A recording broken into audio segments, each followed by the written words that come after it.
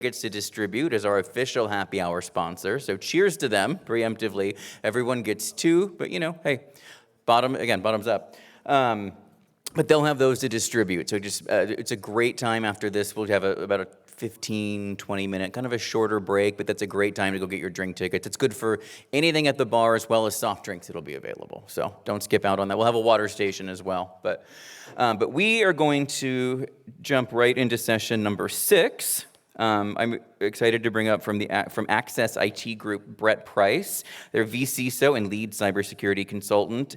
And his session is going to take us through a governance-driven, holistic approach to cybersecurity. Please welcome Brett.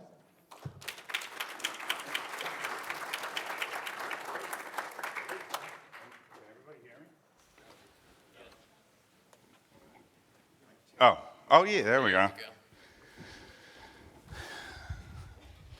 So I've always wanted to have a sit down with a Buddhist monk and have a conversation.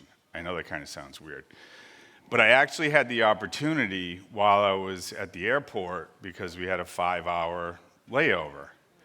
And it was one of the best experiences that I've had. I always like to learn from different people. And it was quite enlightening, no pun intended. But the reason I bring that up is because I think a lot of, especially nowadays in the industry, a lot of cybersecurity practitioners, CISOs, need some level of that sort of training to just calm down, and because the job is so stressful, we just need to relax. We need to put it all in perspective. It's like we just got breached, and a CISO can be like, namaste, and calm down and just kind of go through it. Or there's a new regulation coming out, namaste.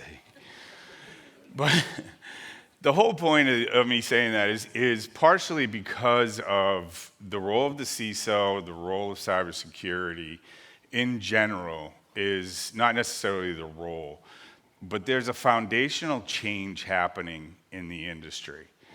And that foundational change is largely due to many factors, and I'll talk about some of those factors. But what I'm really getting at is governance, structured governance, and that sort of thing. So the role of the CISO is changing, the role of cybersecurity is changing, or the cybersecurity program in general is changing. And part of the reason is that if you look back at Target, you look back at Equifax, you look back at Uber, you look back at Solar, the list goes on, right? It has impacted CEOs in all of those companies in one way or another, whether they resigned, whether they got fired, whether they went and moved to a Buddhist camp, I don't know. But it's affected the CEOs and other executive leaders in a way that they are now becoming more aware, more cybersecurity aware, more aware of the environment. And so I think of it like this: if you were working for me, under me, and you got me in trouble, I would want to more closely monitor what you are doing from day to day. I would want to better understand what you're doing from day to day. And not only that, but I want you to explain it to me, not in your way, but I want you to explain it to me in my way. So in other words, CISOs must take a more business-minded approach. So the day of the technical CISO, either they are moving on or they're adapting. They're adapting to understand those business processes.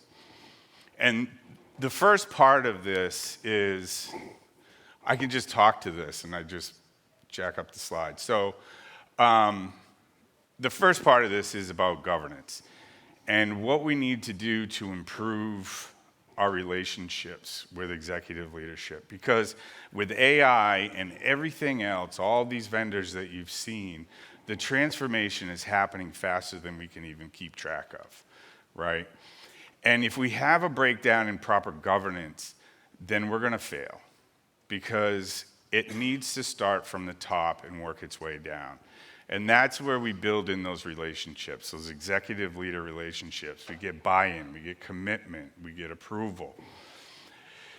So other things that are helping that evolution, one obviously is AI. Privacy is coming your way, whether you like it or not. There's probably 15 to 20 states that have enacted a Privacy Act, so that's another thing. Put that on the list of to-dos for a CISO, right? Compliance can no longer stand on its own. Everybody's heard compliance doesn't equal security. Well, it does in a way, and we'll get to that too. So this is part of the CISO's responsibilities, right? And this isn't an all-inclusive list. It's a list of the major things that a CISO is involved with, and it continues to increase. And a lot of this falls on directors, managers, even practitioners. You know, the list of things to do is getting bigger and bigger. So in order for us to restructure our governance program and kind of understand how the business works is, like I said, we go from technically minded CISOs to more business-minded CISOs. And that is understanding the business, right? We really need to know what the business does, how it makes money, what would be the biggest impact to the business if it were to be breached. Just those are some of the things that we need to think about. And I'm sure you've heard we need to enable the business. Well, you can't really enable the business unless you understand the business. This means developing relationships with the organization, with the business itself, the business unit owners, the people that actually bring money into the organization. Build relationships with them, understand what they care about, understand the systems that they're using, etc. Develop policies and standards. Everybody knows that. We all have to do that. It's pretty cumbersome, especially if you're doing like an ISO 27001. There's a lot of policies in ISO. We have to update them every year, or we have to at least acknowledge that we have evidence that we've reviewed them every year, et cetera. Roles and responsibilities is critical, especially from a incident response perspective. You know, senior leadership needs to understand what their role is in the event of a breach. You have to get senior leadership support. Integrated incident response, true risk management. I will talk about this in another slide, but I just called it true risk management, and I'll explain why. So let's start with the reason compliance isn't enough. And this is my perspective. First of all, if anybody has any contradictions to what I'm saying, if they feel differently about it, please come to me, let's talk about it, because we all learn from each other. So for me, from my perspective, if I do a PCI audit, PCI DSS cares about credit card data, right? We define the scope of our credit card environment. And that's what we assess on. That's what we audit on. We audit on that against that PCI environment. But what we don't do is we don't go out into OneDrive and SharePoint and scan and make sure there's no credit card data out there. And I have found it, trust me. I used to be a PCI auditor for like a week, and then I was like, no, I'm not doing this. Just because I wanted to help companies build their cybersecurity programs, not be an auditor. So anyway, so from my perspective, that's where there's gaps. And this is where I get into the holistic. You know, you guys heard the title, you're like, okay, governance-driven, holistic approach to cybersecurity. Okay. So this is where I start talking about the holistic approach. First, I'll talk about risk. So the reason I called it true risk at the beginning is because I've talked to a lot of people that say, I'll ask them, do you do a risk assessment? And they say, yes, I do a NIST CSF assessment. And I'm like, well, that's great. NIST CSF is a risk-based framework. It's a governance and risk-based framework, but it's not true risk. And what I mean by true risk is you've all seen this. You know, you may say threats times vulnerabilities equals times likelihood equals, that. But what I'm getting at is truly understanding the threats that exist in your environment. Are your neighbors getting breached? Are your competitors getting breached? It's who's attacking, who could attack me, what would they try to exfiltrate, et cetera. So we need to know these things, and we can't just assume, because understanding your threat landscape is number one. You can't understand your likelihood of attack if you don't understand your threat landscape. So how are they breaching? You want to understand, okay, this organization just attacked my direct competitor. How did they attack them? What did they exploit?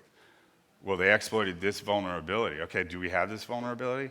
And this is the process that you go through when you do a true risk assessment. Don't say that to anybody. I haven't, it's just something that I came up with for whatever reason. And then that's how you determine the likelihood. What is the likelihood of attack? And then from an impact perspective, this is where, again, that governance piece comes in, because who do we communicate the impact to? We communicate it to the business.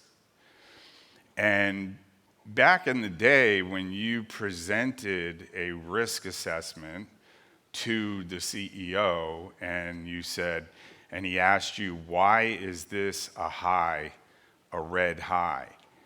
And the security expert or CISO, whomever, says it's a high because I say it's a high, I'm the expert, right? And there was no backup data. So that's why I emphasize the threat intelligence when we do a risk assessment, and it's really critical. Now, we can get into quantitative risk analysis, which is really hard to do. I've gone the whole FAIR route, factor analysis of information risk and all that, quantification and, a couple of different things, Hubbard research and that. It's not that easy to do, but I'll show you in a little bit. There's a publication that kind of helps you out. But at least what we want to do is have that backup data. Now, I like NIST 830 because it provides that detailed information, that more granular information on why is this a risk, what's the threat, who's the threat actor, what methods are they using to attack, how are they, all this stuff, all this information that you have to gather in order to, move through the risk assessment process. And that way, at least if you're not doing a quantitative risk assessment, which is still somewhat subjective because you have to have a lower bound and upper bound, blah, blah, blah. But at least when the educated CISO comes to you and asks you, you have the answers. Well, XYZ got breached, it's in our industry. The threat actor is a nation state, and they exploited this vulnerability, and this is how they did it. Then it all comes together. So, risk. One of the number one things I do when I thought the time was going by quicker, I could talk forever. One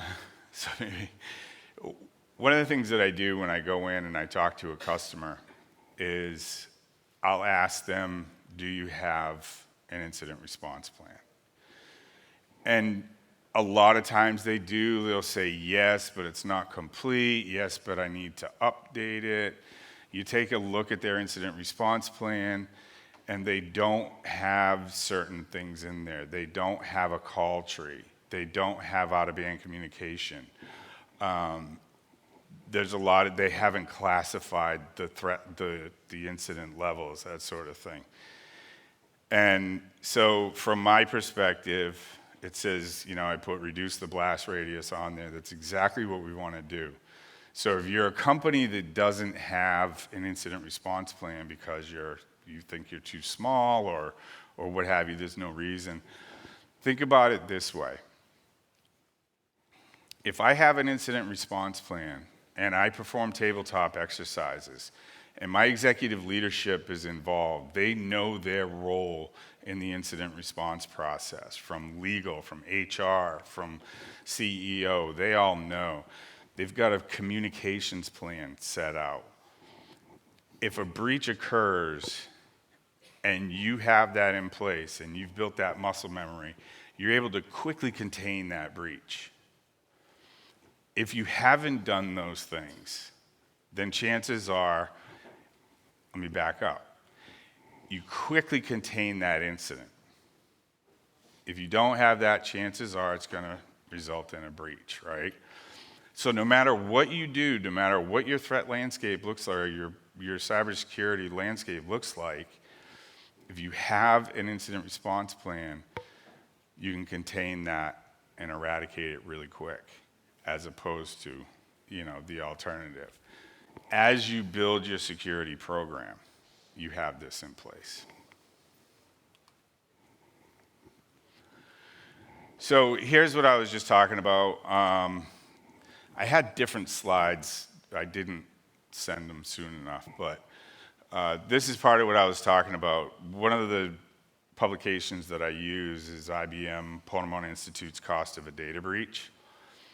And we're up 10% from last year, or 2024, we were up 10% from 2023. The average global cost of a data breach is $4.88 million. The average in the US is $9.4 million. Now, you may look at this and say, well, yeah, that's not even close, right? Which it may not be, because there could be differences in the industry, who they're interviewing, and are they Fortune 500, are they Fortune 1000, do they have a mix, Fortune 2000, whatever. But it kind of gives you an idea of where the industry's going anyway. So there's information out there aside from the cost of the the Ponemon Institute's cost of a data breach, and the DBIR, Data Breach Investigation Report, gives you a lot of information from a threat intelligence perspective, et cetera. There are ways to communicate to executive leadership without having to learn FAIR or anything like that. It's all probabilities. You can use probability theorems and that sort of thing. But there is information out there that can give you an idea. I had the numbers up here, but basically it gives you an upper and a lower bound average based on industry trends, based on what they say, based on what the industry looks like, different industry surveys. And you can kind of come up with a good idea as to what your cost would be. So one of my companies is a public company. I have to maintain materiality, and I have to maintain a materiality threshold. So it's kind of like that. OBIDA, or you guys may have heard if you deal with the SEC, or 5% of revenue even. So there's a threshold. So there's always that as well. So if you're not doing, if you're trying to do a more quantitative risk analysis and present it to executive leadership of the board, there are ways to do it. Because like I said, the Hubbard Institute, or the Hubbard, I forgot, I said it a minute ago. They have their own spreadsheet, and it's all based on probabilities. So, you can kind of get those average, at least get close. This guy's same size, same industry, they got breaches, how much it costs them. But it's really thinking about some of those key factors that are included that I don't think a lot of organizations really think about when they think about the consequences of a data breach. They think about, well, we're going to lose some customer information. Okay, we'll pay for credit monitoring or something like that. But there's also lawsuits. There's that it's like $20 a user or something like that for credit monitoring. So you lose 20,000 credit cards, you can kind of, that's part of the cost of a data breach. Regulatory, legal, and compliance costs. Like I said, my public customer is, I have to worry about GDPR, ISO, which we just lose our certification, which won't be good for one of our partners, but SOX compliance, there's other legal issues, there's lawsuits, and just, there's a lot involved in it. Plus, like it says here, business disruption. So what is it going to cost you if your organization is down for a day? If your organization produces widgets and makes $1 million a day, then you can calculate that out, how much that would cost the business if you lost it. So there's a lot of different ways to quantify it. But these are some of the little things that executive leadership needs to understand and needs to know. So here's where the holistic approach comes in, right? And this is why I say, now, when I talked about the fact that we got to do a holistic approach, it's easy to stand up here and say, okay, well, we're going to blend NIST CSF 2.0 with NIST 853 for controls and governance and risk and put that together and kind of create our own framework, and we're going to go through the entire organization. It's easy for me to stand up and say that, but I do understand and I have empathy for the CISOs that are multi-regulated, that have multiple regulations that they have to cover. Because a lot of times it takes all they have just to be compliant, right? And that, as far as that foundational change, this is all part of it with more regulations, privacy acts coming into play and all this. We need to build bigger teams, but we need that executive leadership support, and we need to be able to articulate our needs in a way that they can understand and rationalize. But taking a holistic approach, taking a framework-based approach, whichever one you pick. I used to, NIST CSF I love NIST CSF. It's great. I like that they've added governance. I was very happy about that because that was the missing piece with NIST CSF. Even CIS adopted the govern because they closely related to NIST CSF. The differences between the CSF and CIS is more of a maturity-based framework. So within CIS, it's very comprehensive, but within CIS, you have an opportunity to start with basic cyber hygiene, right? So if you're not very advanced or you want that methodical step-by-step approach, you can do, you go into the CIS and you'll see implementation group 1, implementation group 2, implementation group 3. So it's kind of a maturation over time.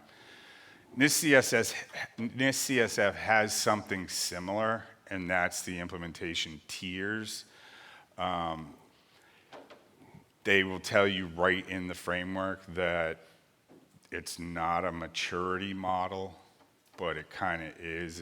It's kind of just progressive. You want to progress from one to the other. But as I was saying, when I started working with ISO 27001, like I said, we switched from 2013 to 2022 for this same vCISO client. And I really liked it. The reason I really liked it is because it's very governance heavy. In other words, you actually have to send your CEO a letter of commitment to the ISMS cybersecurity program. It's all right, it doesn't bother me. So it's a pain in the butt, but it's a good framework. NIST 800-171, if you are a federal contractor and you store, process, or transmit controlled unclassified information, then you're required to do CMMC audits. Now, if you're doing a CMMC level 2, which is usually the case, they have now implemented a ruling or whatever it is that you can use NIST 800-171. So that's a really good thing. It's another NIST framework. NIST SP 830, like I said, I loved it. That's my go-to for risk assessments. I've built a tool around it, a dynamic spreadsheet with everything in it that you need to do a risk assessment. And then ISO 27005 also is the ISO framework. And then we have our new AI-specific frameworks. So NIST AI, RMF, and then there's a suite, there's like a, I forget what they call it, but it's like a package. They give you all kinds of information with the NIST AI RMF. Like they break it down into different groups and, you know, here's a maturity side or what have you. And then obviously there's ISO 42001 for the government haters and they want to use ISO. The reason I say that is because NIST was developed for the government, which is one of the reasons why they're risk-based. And then, you know, it's been widely adopted. Talking to some of my friends over in Europe, they're actually saying that a lot of companies over there are adopting NIST, CSF. Yeah, so it's kind of interesting because I was actually surprised when I started the program, the ISO program at AccessIT Group. I was surprised that we got 2 assessments within like 2 months after that, like being announced that we launched this new service offering. And that's what kind of perked my ears up, and I was like, that's interesting that companies within the US are starting to use that. But it is a good framework.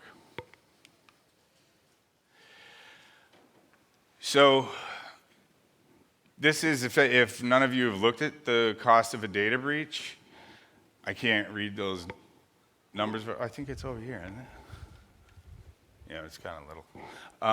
Anyway, so you'll find in there some of the things that increase and decrease the cost of a data breach, right? Which is kind of interesting because if you look overall at your overall architecture, your overall environment, sometimes it's easier to like look at a publication and say, wow, I didn't even think of that.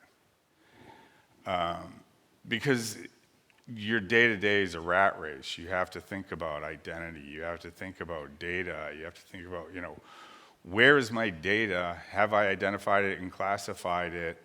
Who has access to it and why? Is just a humongous task unless you have like a data security posture management solution, which helps with that. But there's so many other things that need to be put in place that sometimes you don't think of this. So you can take a look at this and say, what can reduce my potential cost of a data breach the most? And you can take a look at this and ASM, or wait, no, that's incident response team is up there, DevSecOps, threat intelligence.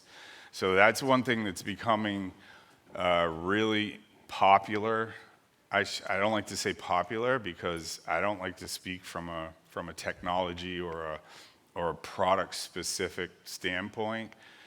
But as I mentioned earlier, we talked about risk too. Oh, all right. I was trying to slow down a little bit. Now I'll speed back up.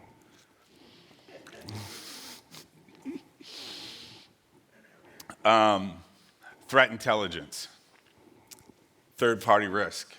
You know, you're hearing about third-party risk, and like I was saying, there's so many things, and without that governance structure from top to bottom, it's really hard to, one, gain that acceptance and all that. So anyway, IBM Ponemon Institute's Cost of Data Breach. It's a great resource for you, and that's that. On my other deck, I had my LinkedIn profile, but if you want to take my name down, look me up on connect with me on LinkedIn or whatever. Is anybody, and like I said, if anybody has any contradictory, anything that they think should be different, I want to talk about it, because without all of us communicating, getting together and sharing ideas and experiences, you know, we're standing on our own little island trying to survive. So, does anybody have any questions? Yes, sir. Oh. Thank you. I had two questions. The first one is on the